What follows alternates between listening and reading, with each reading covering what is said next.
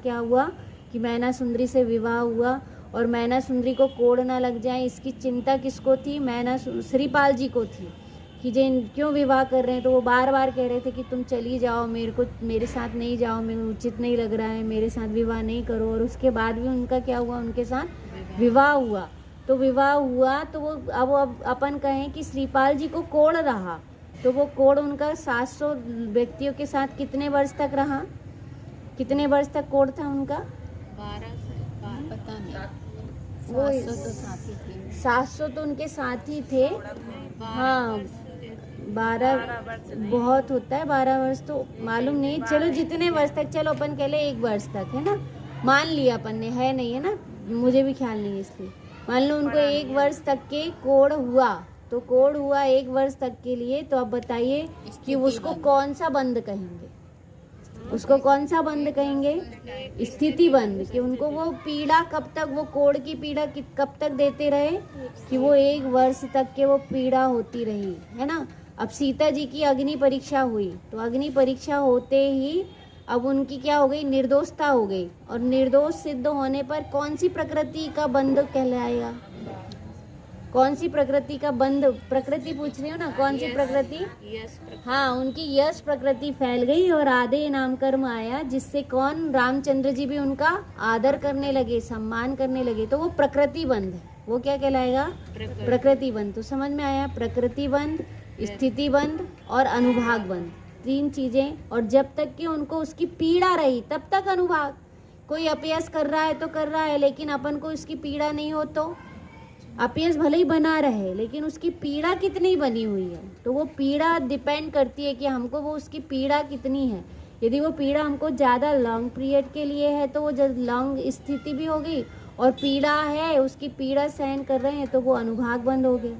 जैसे रामचंद्र जी को 14 वर्ष का वनवास मिला, तब उनको वनवास मिला, लेकिन उनको वनवास तो था, स्थिति तो थी, लेकिन वो पीड़ादायक नहीं लगा। उनको क्या लगा कि यहाँ तो मुनिराजों का समागम मिल रहा है, हम जहाँ जहाँ जा रहे हैं वहाँ वहाँ भगवान की गंधकुटी प्राप्त हो रही है, उनसे हमको दिव्य उपदेश प्राप्त हो रहा है। यदि उनने उसको क्या नहीं किया, उस रूप से नहीं भोगा, उस रूप से अनुभाग बंद नहीं हुआ, उनने वैसा फलदान नहीं लिया, उसको पॉजिटिव ले लिया, तो वो अनुभाग बंद किस में बन जाएगा?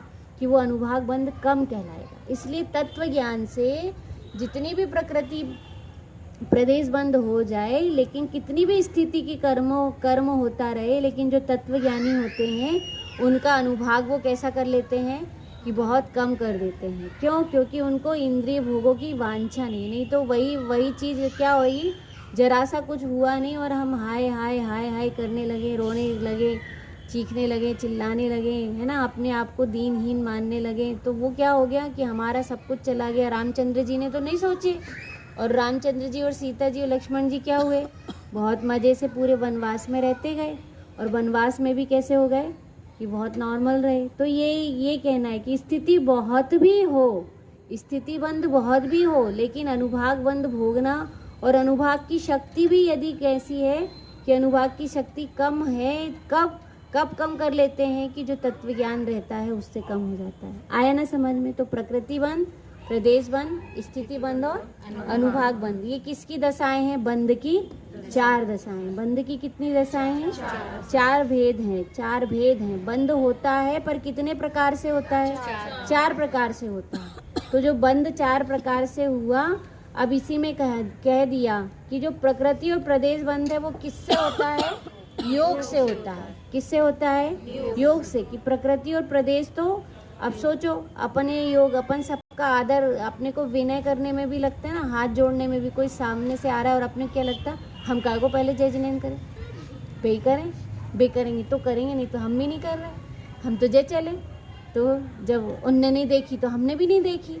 तो देखो, अपना योग यदि विनम्र होगा तो अपने आप विनम्र वाले नाम कर्म की प्रकृतियां भी आश्रव में परिणमित होंगी, है ना। लेकिन अपन विनम्र नहीं होते तो कर्म का उदय भी, कर्म बंध भी कैसा होगा?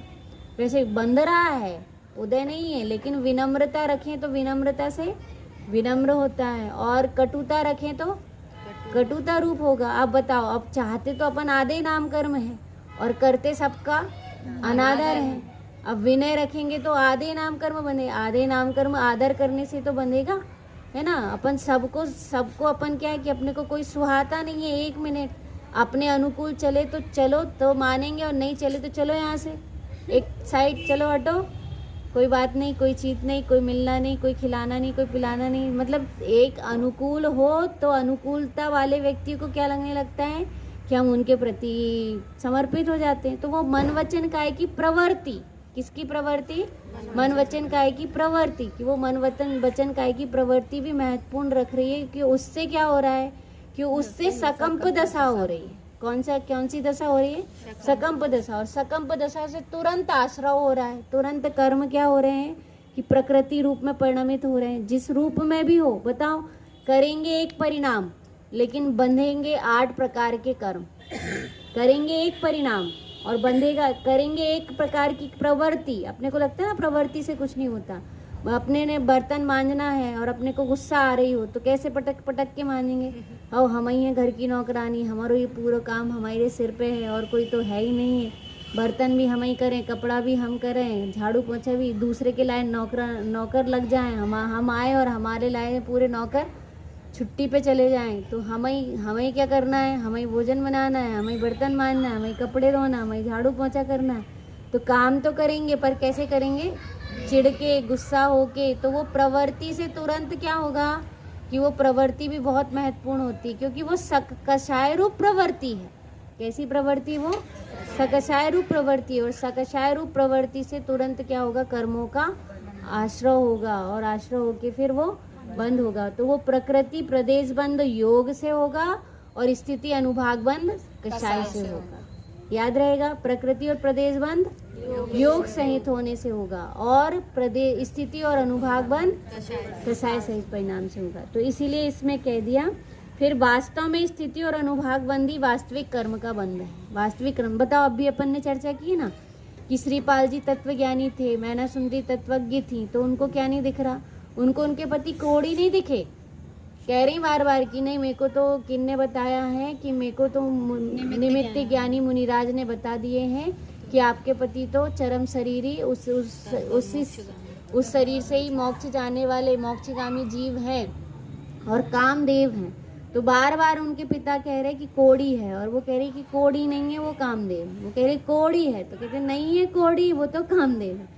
वो कह रहे कि वो खुद भी कह रहे कि मेरी जीवन मृत्यु का तो कोई ठिकाना नहीं है, और वो क्या कह रहे हैं कि नहीं है, आप तो तद्भव मोक्षगामी, आपको कुछ नहीं होगा, आपका स्वास्थ्य सही हो जाएगा। अब बताओ, और उसके साथ उनका क्या चल रहा कि बहुत तत्व निर्णय चल रहा कि ये तो बंद दशाएं हैं, ये तो उदय दशा है, अब इस उदय की दशा से क्या उसमें ग्लानि करना, क्या उसमें वो करना। तो वो अनुभाग शक्ति, वो मतलब सही तौर पे देखें तो तत्व ज्ञान से वो अनुभाग शक्ति भी अपने हाथ में होती है ना। हम कितना भोगें और कितना नहीं भोगें, ये किस पे डिपेंड करते हैं? हमारी सोच समझ, हमारे तत्व विचार के अनुसार। जैसा भोगना होता है वैसे तत्व विचार चलते हैं, जितना भोगना होता है उस अनुसार विचार चलते हैं।